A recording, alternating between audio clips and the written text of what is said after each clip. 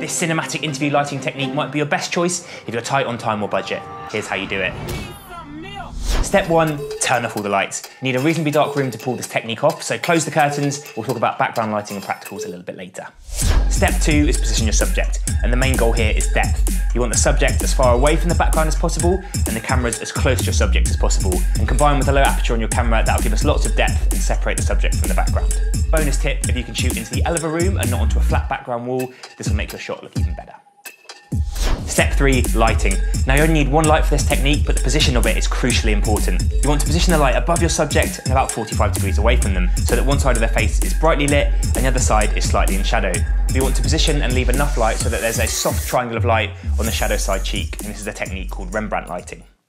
Step 4, soften the light. Now this is a great tip for any interview you're doing, but if you can put a softbox or diffuser or something in front of the light, that's really going to help bring a more classically cinematic look to your image. Even better is if you can use bounce lighting to soften the light even further. So turn your light 180 degrees away from your subject and try and shoot into something like a bounce.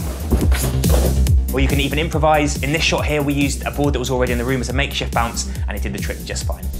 Step 5 is conducting the interview, and this step has vitally important things that you need to get right. If you're running this setup solo like I was, you can place a chair where your interviewer would normally be so the subject has something to talk to, and it's key to make sure that you follow the 180 rule here. So in your head, draw a line through your subject and the interviewer chair, and if you're using a multiple camera setup, make sure both of your cameras are on the same side of that line. Additionally important for eye line is to make sure your subject's not looking down and talking to the base of the chair, but instead is looking up and talking to the level that a person's eyes would normally be.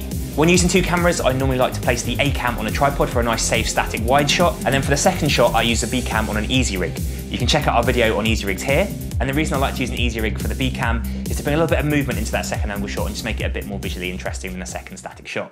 And there you have it, you're all set up, ready to go. Your final choice is whether you want to add a little bit of extra depth in the background by adding a light source in there, and you can do that really easily by either adding a practical light or opening a curtain or blind just slightly to put a little bit of light in the background of your shot.